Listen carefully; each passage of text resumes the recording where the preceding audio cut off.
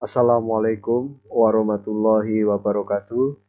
Selamat pagi dan salam sejahtera bagi kita semua. Anak-anakku sekalian yang Bapak banggakan, Alhamdulillah pada kesempatan ini kita dapat sama-sama bertemu kembali pada materi kita tentang dinamika kependudukan Indonesia. Materi dinamika kependudukan ini kita akan bagi menjadi beberapa episode ya dalam pembuatan video ini dikarenakan materi kependudukan ini cukup panjang dan juga ada beberapa yang harus menggunakan rumus-rumus perhitungan.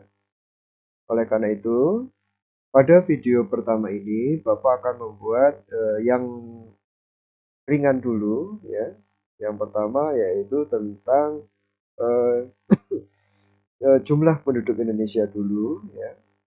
Nanti perhitungannya persebarannya pada episode kedua gitu ya.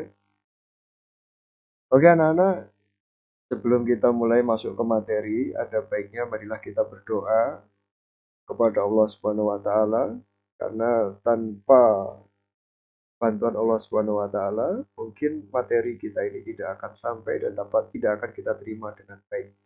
Oleh karena itu kita mohon supaya kita diberikan tambahan kecerdasan, juga diberikan kesehatan ya. Jadi kita juga ditambahkan kemudahan dalam memahami materi. Berdoa kita mulai. Baiklah anak-anak sekalian, pada kesempatan ini marilah kita siapkan dulu buku tulis dan juga alat tulisnya ya, untuk mencatat materi yang akan Bapak sampaikan pada video kali ini. Oke, materi kita kali ini yaitu tentang eh, apa? Persebaran ya. Ya, ini dinamika pendudukan, dinamika kependudukan Indonesia, materi kita kali ini.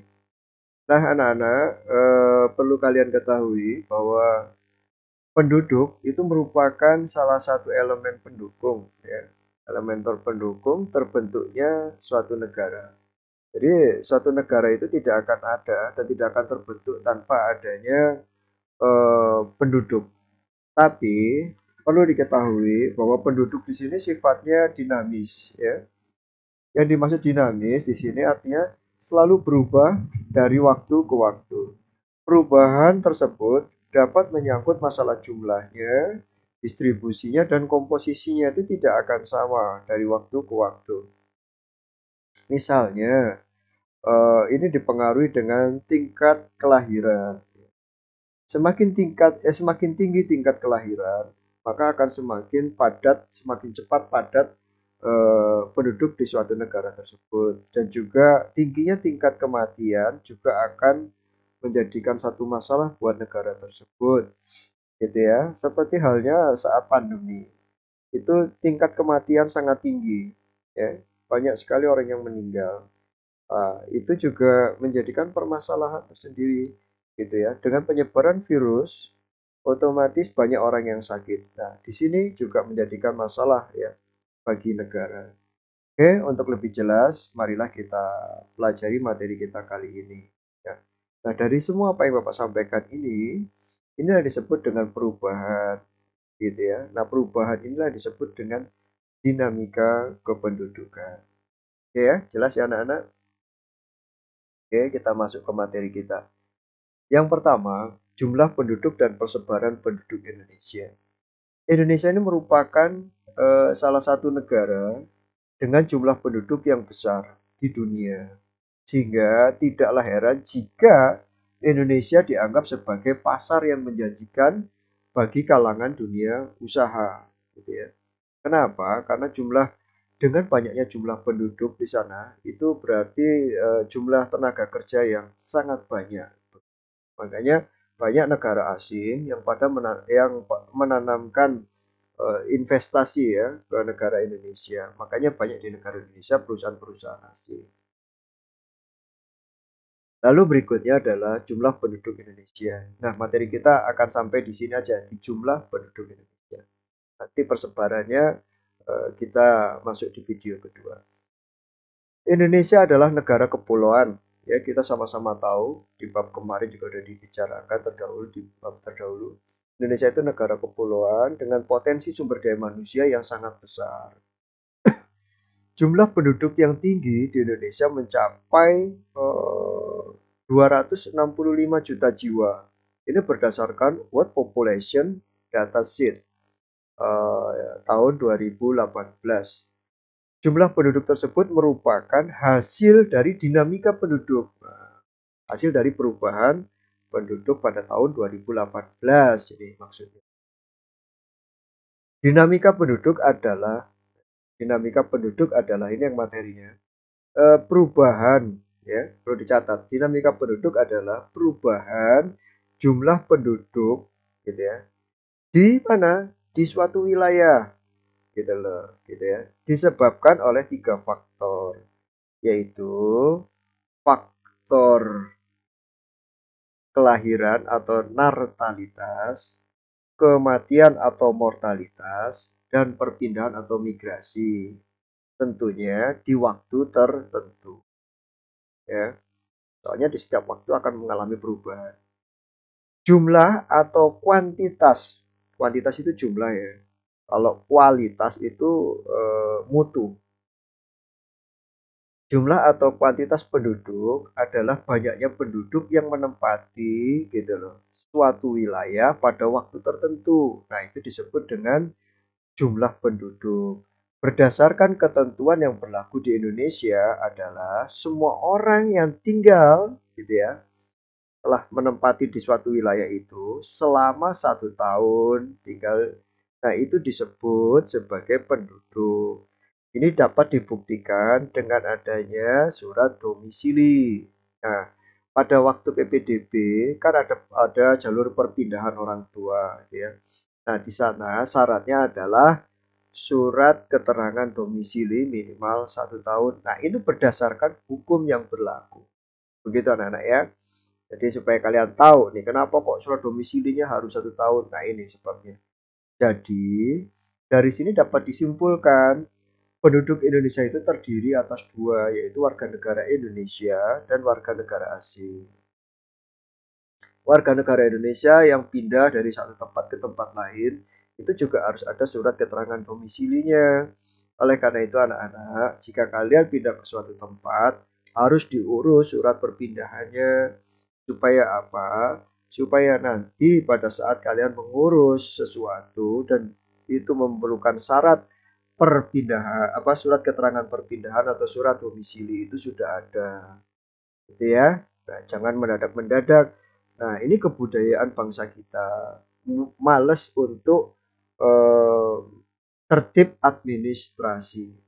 Hingga akhirnya kesulitan. Nah, pada saat kesulitan, akhirnya kita menyalahkan sistem, kita menyalahkan pemerintah, padahal pemerintah sudah membuat aturan, itu jelas, cuma kitanya yang malas. Nah, pada saat itu kita nggak mau mengakui gitu loh.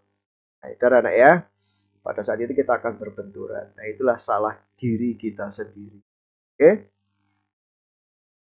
berikutnya salah satu penyebab bertambahnya jumlah penduduk adalah tingginya tingkat kelahiran. Nah, itu penyebabnya ya.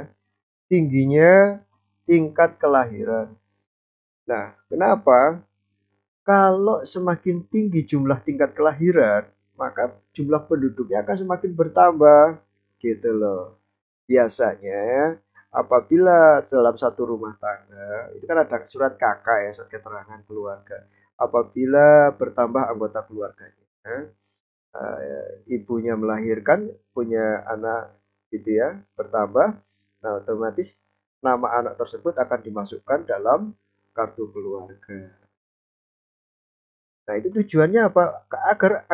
Agar diketahui gitu loh. Berapa jumlah penduduknya di suatu wilayah. Itu ya, tujuan kartu keluarga supaya kalian tahu. Nah, terus pengendalian jumlah penduduk tersebut dapat dilakukan gitu loh. Untuk apa sih kok harus dihitung? Nah, ini supaya dapat dilakukan pengendalian agar negara itu dapat membuat perencanaan gitu loh. Perencanaan apa? Perencanaan pembangunan gitu. Gitu loh ya. Nah, jumlah pertumbuhan penduduk ini dapat diketahui dari mana? Dari sensus penduduk, ya kan?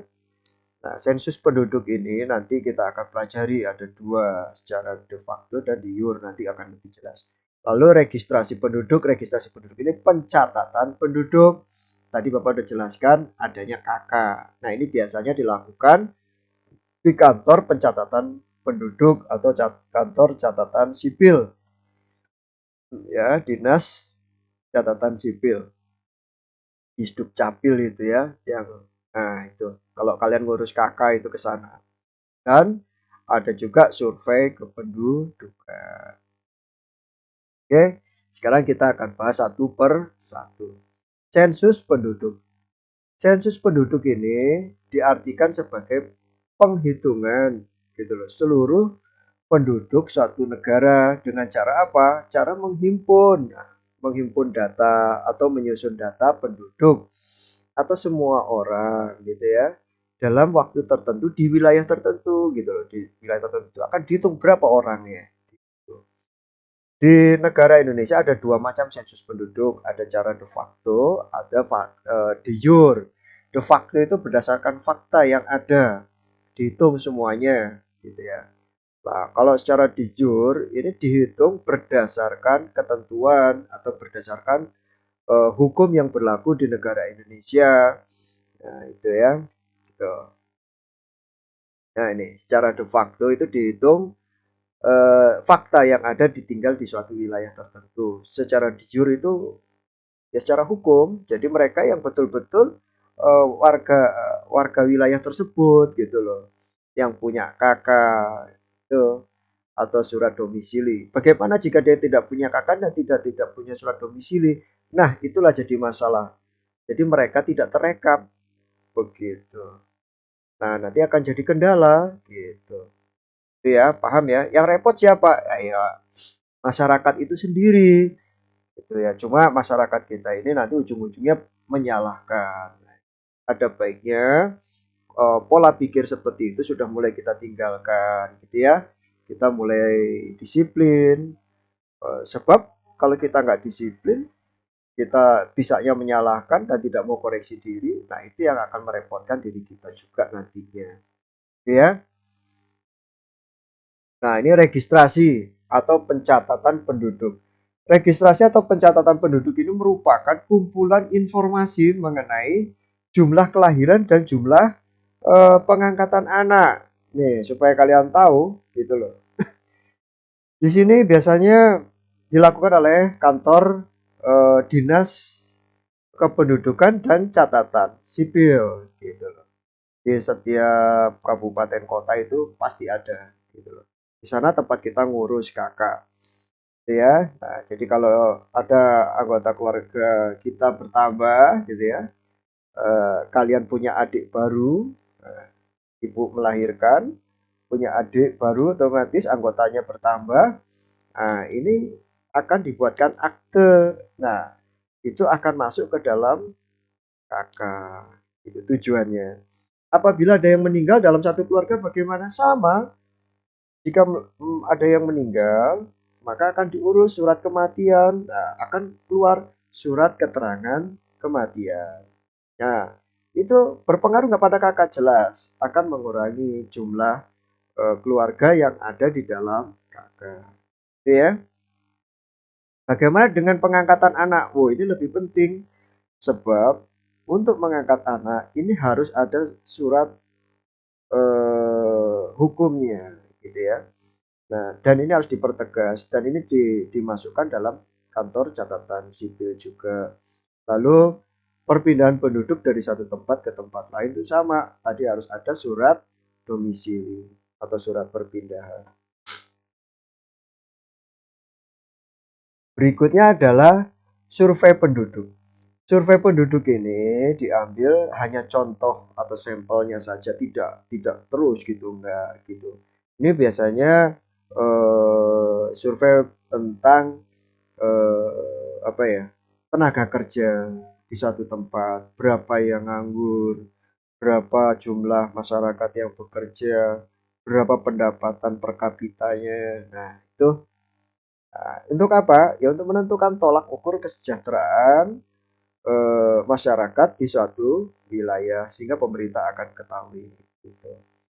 Nah, tetapi anak-anak, sebenarnya jumlah penduduk yang besar ini merupakan salah satu modal dasar pembangunan gitu loh.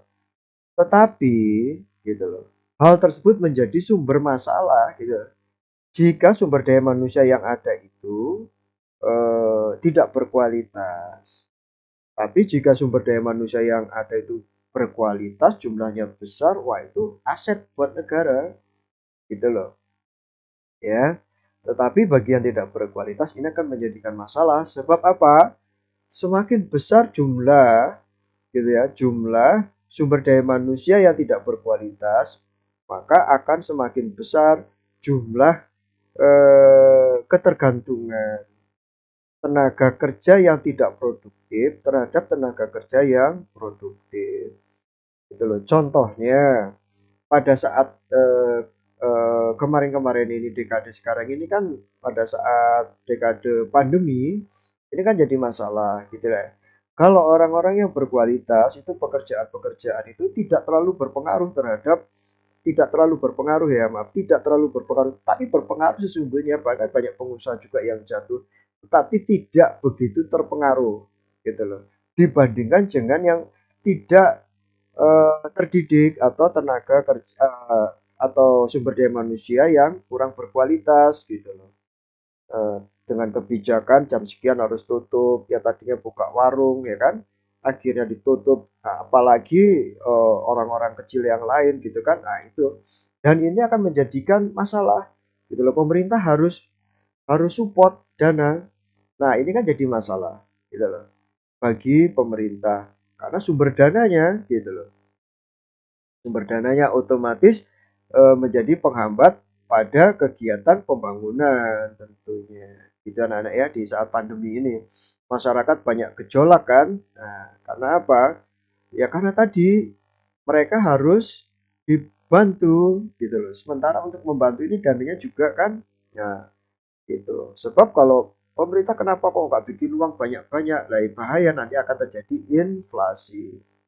Gitu. Nanti kita juga akan belajar tentang inflasi. Oke? Nah, itu anak-anak. Bertambahnya jumlah penduduk jelas akan berakibat semakin sempitnya lapangan pekerjaan. Sekarang aja dengan yang sekarang itu kan kalau ada lapangan pekerjaan dibutuhkan tenaga kerja sekian. Wah, tapi yang lamar melebihi batas. Begitulah ya. Dan ini akan menjadikan permasalahan gitu. Di situ juga akan terjadi ketimpangan orang yang bekerja dengan yang tidak bekerja. Di situ juga timbul kemiskinan. Gitu ya, paham anak-anak ya? Nah, gitu. Ada beberapa permasalahan dan juga cara mengatasinya yang ada di Indonesia. Pertama, permasalahannya adalah pertumbuhan penduduk Indonesia masih relatif tinggi. Nah, relatif tinggi ini sebabnya apa? Ya tadi, karena adanya prinsip banyak anak, banyak rezeki. Gitu. Yang pertama. Lalu yang kedua, eh, kawin muda atau nikah muda, pernikahan dini. Ya. Nah, jadi pernikahan usia usia di bawah ketentuan atau masih anak-anak gitu ya. Nah, ini juga menjadikan masalah. Oleh karena itu mengatasinya gimana? Nah, yang pertama diadakanlah program keluarga berencana. Jadi pemerintah membuat program berencana. Jadi keluarga itu direncanakan program KB satu keluarga itu hanya dua anak saja. Pasangan suami istri itu hanya dua anak saja. Dan di sana juga dikasih ketentuan gitu loh. Usia jaraknya gitu ya. Lalu program pembatasan usia pernikahan. Ada syarat nikah sekarang kan nggak bisa nikah umur 17 tahun gitu kan ada batas minimalnya kalau nggak salah 21 tahun gitu ya. Tapi sekarang kayaknya 24 tahun itu naik lagi. Gitu. Tujuannya apa? Supaya terciptalah pasangan suami istri yang berkualitas gitu loh. Sebab apa? Rumah tangga jika tidak disiapkan dengan baik, ini akan berbahaya. Karena banyak permasalahan-permasalahan dalam berumah tangga. Oleh karena itu harus disiapkan secara psikologinya, mentalnya gitu kan. Nah, ini kan hubungannya dengan usia. Lalu disiapkan juga kekuatan dananya gitu kan. Apakah siap dia untuk apa? Menafkahi istrinya, anaknya nanti setelah lahir. Nah, itu harus diperhitungkan gitu ya. Nah, oleh karena itu pemerintah membuat lagi program gitu kan, penyuluhan. MPLS dibuatlah program tentang kenakalan remaja dari kepolisian, ya kan? Bagaimana dan sebagainya gitu kan. Nah, ini sebab pergaulan bebas ini sangat membahayakan gitu ya, merugikan pada kedua pasangan gitu ya. Juga kepada anak-anak generasi penerus sangat berbahaya. Oleh karena itu, ini menjadikan program pemerintah di MPLS selalu ada dari tahun ke tahun. Nanti kalian di SMA pun akan mengalami MPLS lagi sama programnya itu juga gitu ya. Lalu kepadatan penduduk tidak merata di suatu wilayah dengan wilayah lain. Cara mengatasinya yaitu dengan adanya program transmigrasi gitu ya, pemerataan penduduk gitu. Nah, jadi penduduk satu wilayah pindah ke wilayah yang masih kosong gitu loh. Ya, dengan cara apa? Pemerintah membuatkan fasilitas tentunya gitu ya. Misalnya sarana prasarana transportasinya disiapkan gitu kan. Sarana pendidikannya. Sebab orang nggak akan mau lah ikut transmigrasi. Kalau di sananya nanti bagaimana pendidikan anaknya? Kalau nggak ada lapangan pekerjaan, fasilitas transportasinya nggak ada, wah orang sana serem ya.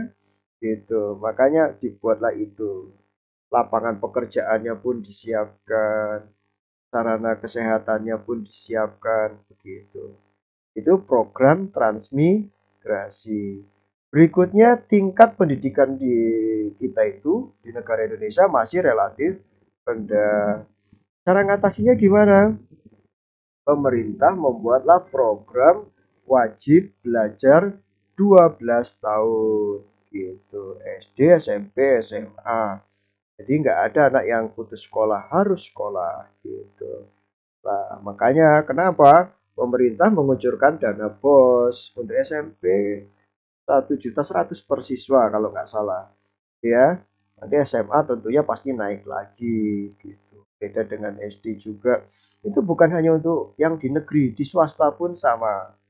Swasta negeri sama, dapat dana BOS tiap siswa. Gitu loh. Dana itu untuk apa? Ya untuk dana kegiatan sekolah gitu. Nah, kayak nanti juga kalian akan terima buku dari BOS gitu. Gitu ya, untuk buku itu. Nah, tapi kan kalau kita hanya pegangan buku dari bos saja itu kurang. Termasuk materi yang Bapak sampaikan ini juga dari buku referensi gitu ya.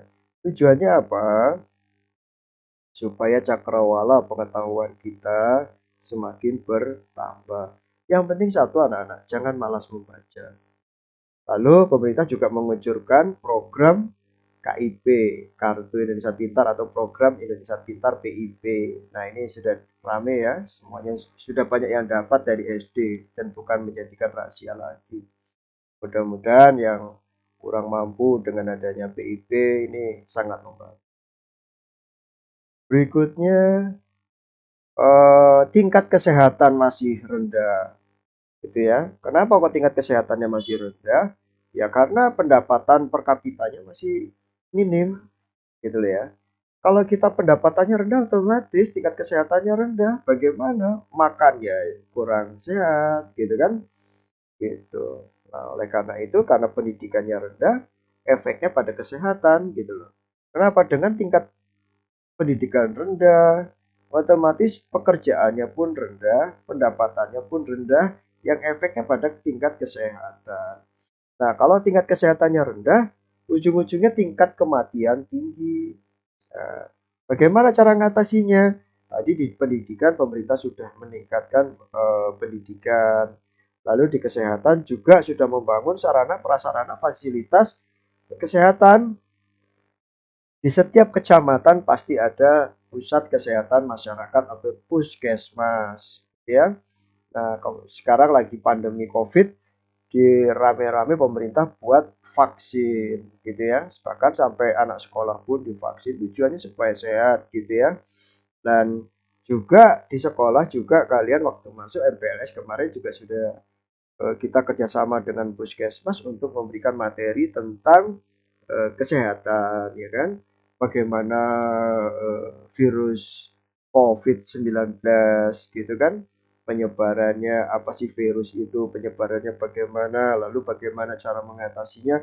Kemarin dari petugas puskesmas sudah menyampaikan, ya. Itu program-program pemerintah. Lalu berikutnya rasio. Rasio ini perbandingan angka beban ketergantungan relatif tinggi. Cara ngatasinya gimana?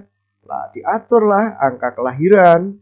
Jadi anak pertama dengan anak kedua itu ya minimal 3 tahun. Kalau bisa ya lebih dari 3 tahun gitu. Supaya orang tuanya bebannya juga tidak terlalu berat. Nah, anak-anak, Bapak rasa ini materi kita kali ini. Materi kita akan bersambung pada persebaran penduduk Indonesia. Ya, pada episode kedua nanti. Ini kita episode 1 pada materi dinamika kependudukan Indonesia. Gitu ya. Oke, anak-anak, kurang lebihnya eh, Bapak rasa cukup sampai sini, kurang lebihnya ya mohon dimaafkan. Mudah-mudahan Bapak berharap ini Bapak bisa jelaskan dengan jelas gitu ya, dan tidak cepat, pelan-pelan. Materinya juga tidak banyak. Mudah-mudahan ini dapat kalian catat gitu ya dengan baik, dapat kalian terima dengan baik gitu ya. Ditambah Bapak sudah kasihkan juga buku pegangan pos elektronik ya, buku IPS elektronik. Nah, dari perpustakaan juga sudah diberi. Terus juga ada buku referensi, berarti buku kalian sudah cukup banyak sebetulnya.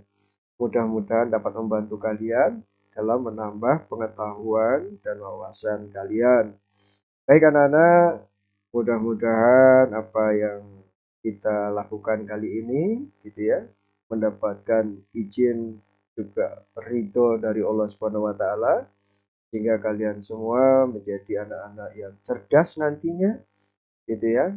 Ya, itu cerdas dan juga sehat gitu ya.